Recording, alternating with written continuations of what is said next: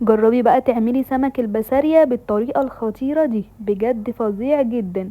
هتعمليه وهتاكليه وهتقولي في حياتنا ما اكلنا سمك زي ده، بجد تحفة جدا، عامل زي الجمبري ومقرمش جدا، وما يختلفش خالص عن طعم الجمبري، بجد بيبقى طعمه جميل جدا ومقرمش.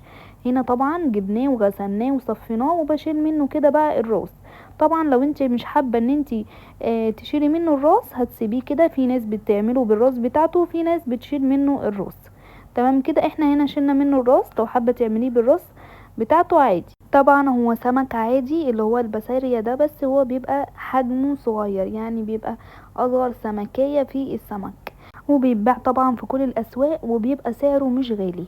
هنا بقى معانا التتبيله بتاعتنا القمر دي اللي تخليه طعمه تحفه جدا. هنحط معلقه من الفلفل، معلقه من الثوم المفروم، ملح وفلفل وكمون وكزبره، وبعد كده بعصر عليه ليمونتين كده. بس كده هبدأ بقى ان انا احط التتبيله بتاعتنا دي وهنقلبهم كده في قلب بعض، وخلاص على كده كده احنا تبلناه. بالنسبه بقى ان احنا عايزينه بقى يقرمش معانا ويبقى طعمه حلو كده، هنجيب الدقيق وهنضيف عليه معلقه من النشا. تمام كده، هنقلبهم بقى كده في قلب بعض في قلب الدقيق، وبعد كده بنطلع بقى كده في قلب طبق بالشكل اللي انتوا شايفينه ده.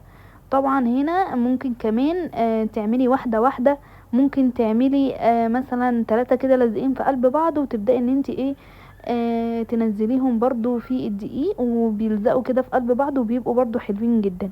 هوريهم لك دلوقتي. لو وصلتوا لغايه هنا صلوا على الرسول، اللهم صل وسلم وبارك على سيدنا محمد. شجعونا بقى كده باجمل لايك وكومنت حلو منكم.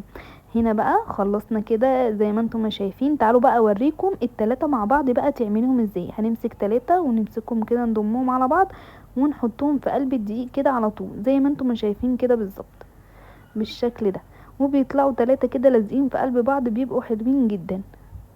هننزلهم بقى في الزيت، ويبقى الزيت كده يبقى ساخن. هننزل حبة بحبة، ما تحطيش الكمية كلها عشان خاطر ايه ما يلزقش كده في قلب بعضه، ويطلع كده مفلفل وفي نفس الوقت كله مقرمش كده وجميل زي ما انتم ما شايفين كده. بنطلعه بقى بالشكل ده نصفيه كده على مصفى.